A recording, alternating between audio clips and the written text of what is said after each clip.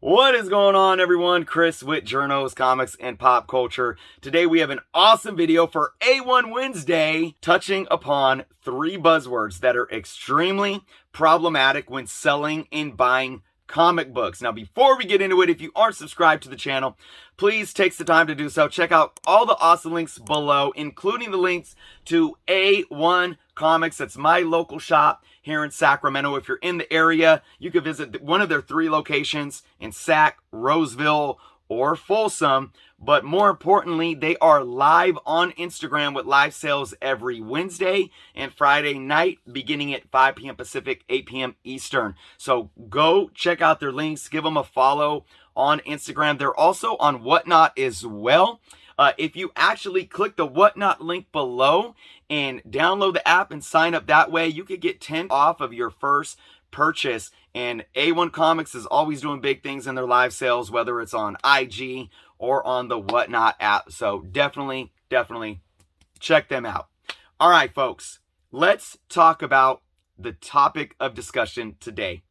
Buzzwords to beware of when specifically buying comics that I see sellers using that could be red flags. Okay, these 3 words are low print, rare, and vintage.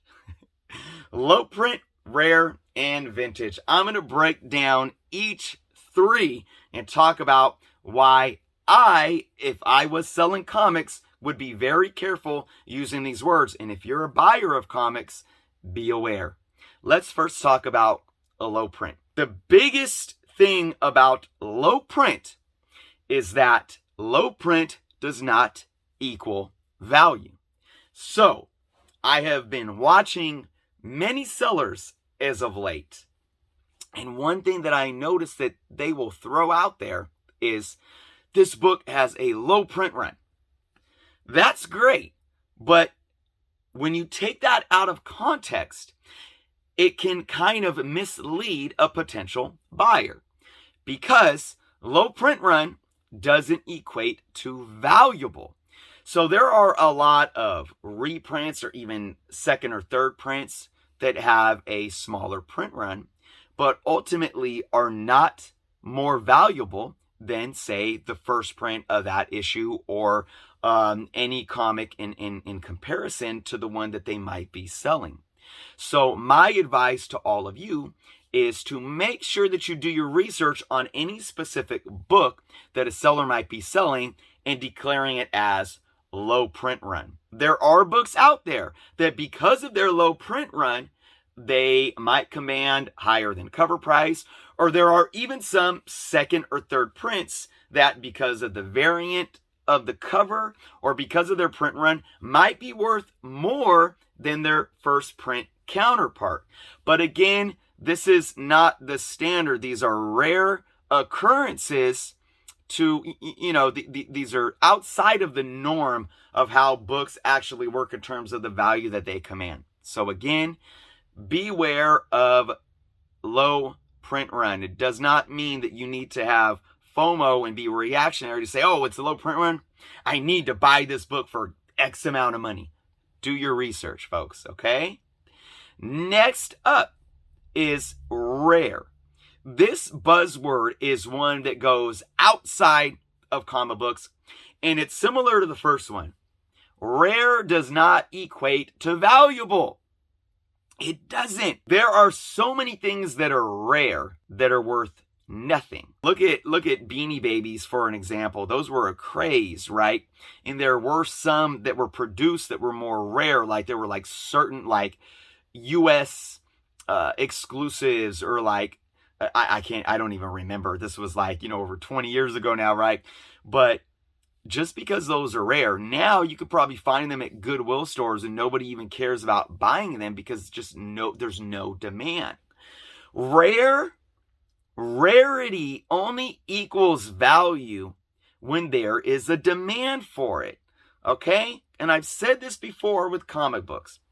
If you think about supply and demand, because that's what it boils down to, your supply is what's available on the market at any given time. So there is a rare book, that means your supply that's available is going to most likely be scarce and small, limited, right?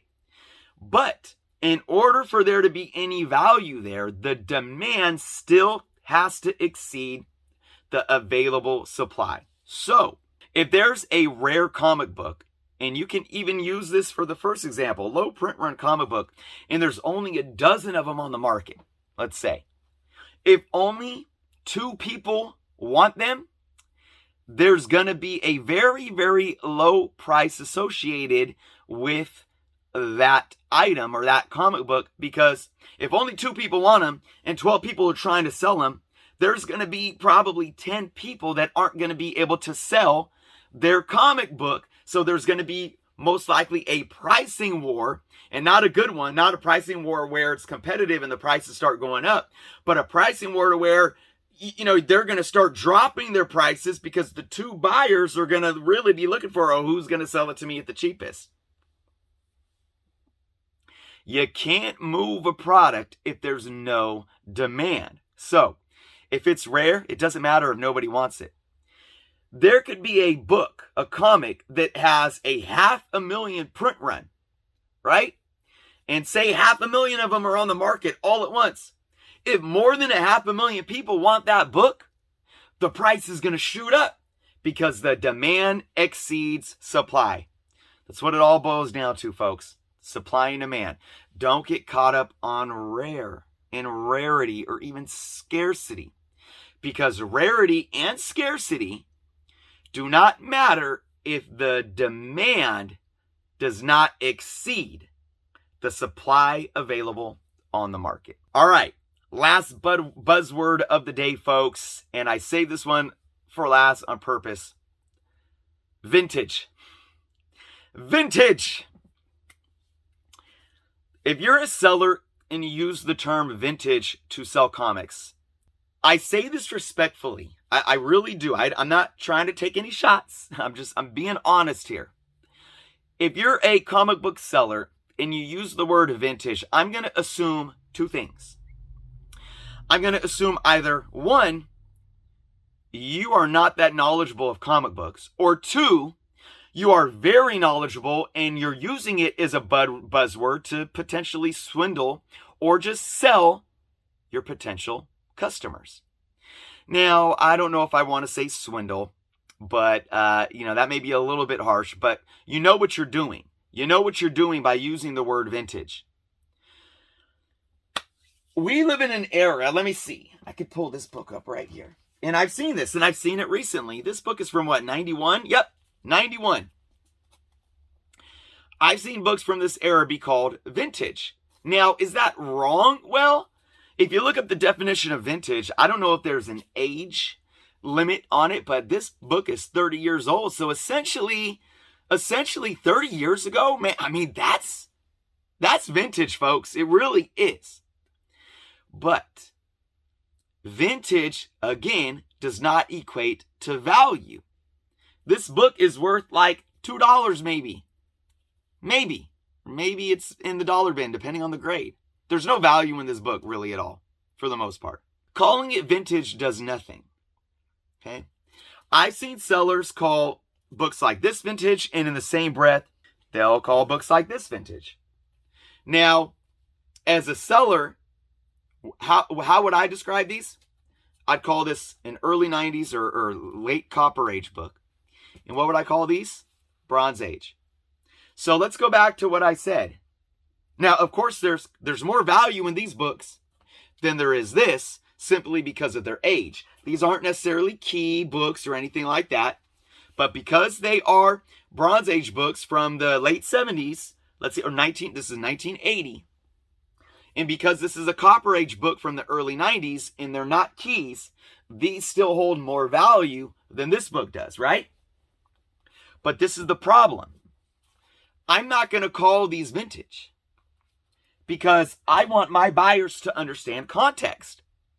Calling these Bronze Age books suggests that there's more value than calling this an early 90s Copper Age book.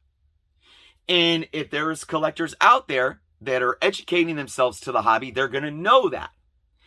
So that's why I said I either believe that if you're calling your books vintage, you're not too familiar with comic books yourself, because are you not able to differentiate a Bronze Age book from a Copper Age book?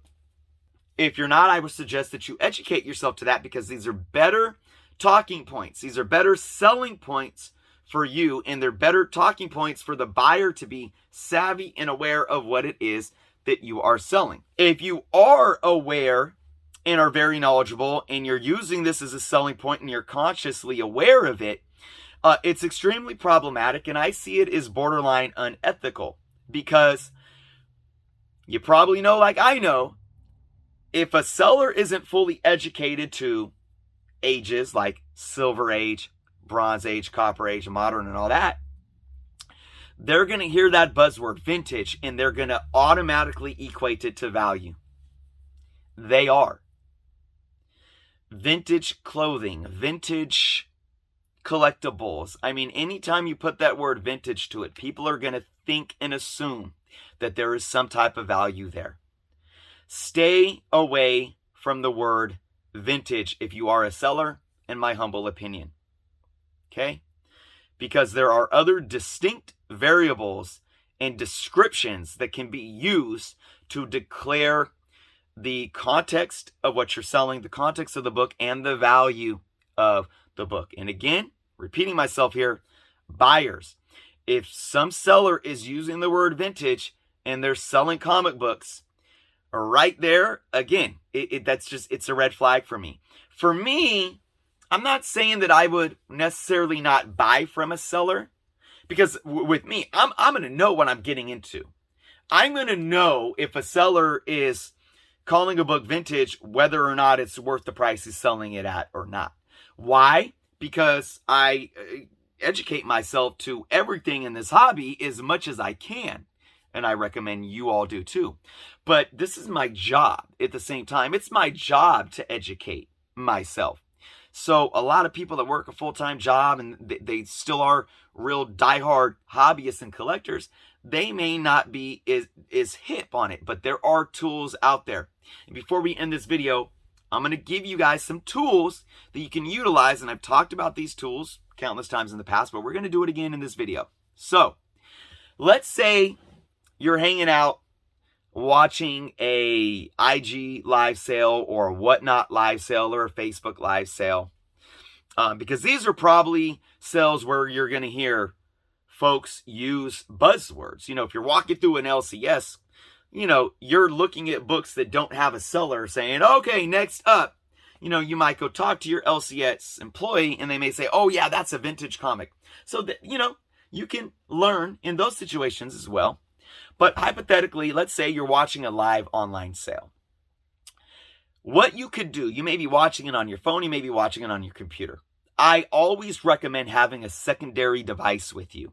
So if you're watching something on a laptop or a tablet, have your phone. If you're watching it on your phone, have a laptop or tablet. And during the sale, and I know it's tough because sometimes, especially with the Whatnot sales, sometimes they only leave 30, 45 seconds for the auction. But hey, have your phone by you, look up eBay. Look up eBay sold, okay? And again, eBay sold is not an end-all be-all to fair market value, especially when looking at conditions of the price. So, for example, I might have this book right here, and it may be a very fine near mint condition, and I'm selling it for $10. And then you look on eBay sold and you see some for $2 or $3 and you're like, oh, you're overpricing your book. Well, no, those books that you're looking at on eBay are like low grade, or vice versa. A seller may have this book really, really beat up and they're selling it for $19. Or excuse me. Yeah, they're selling it for $19, and then you go on eBay and you see high grade selling for $14, $15, but you're looking at their book and you're like, you know, that I'm going to pass because your book isn't even close to what's selling on eBay. So you can still use it as a reference, even though it's not an end-all be-all. Another thing that I highly recommend is CoverPrice, coverprice.com. CoverPrice.com has actual real sales data. And the more you use cover price, the more you can get used to looking at that sales data. You can use some of cover price for free without a monthly membership. I am a paying member myself, though. There's different tiers, so if you're constantly buying or wanting to look up values, it's definitely a solid resource. Another source that you can use if you're buying graded comic books a lot is GPA. I'm not a member of GPA as of yet, just because I don't deal so much with graded books. But there are a lot of resources out there. Key Collector app is a resource for knowing the books. If somebody says, oh, Avengers 205 up for sale, you can look at Key Collector and see if there might be a first appearance or anything going on in that book. But I've noticed that Key Collector's values aren't always necessarily up to date. But again, no matter what source you use, be educated and be aware of these buzzwords, folks. It's just going to allow you to be, more confident in your decision making with your purchases. And the more educated we are as buyers, the more we're going to be able to hold sellers accountable as well to, being transparent, being ethical, and the more we're going to allow the market to reflect healthy prices for the comic books that we love and want to collect. So that is my video for today, folks. Thank you all so much for watching. Please leave your thoughts in the comments below. And of course, again, check out A1 Comics. It is Wednesday, so check out their live sale on IG tonight, 5 p.m. Pacific, 8 p.m. Eastern Time. I do want to send a reminder to everyone, too. 9,000 subscribers. We hit it. I'll probably be announcing a giveaway by the end of this week. So thank you all for watching. Be well, and until next time.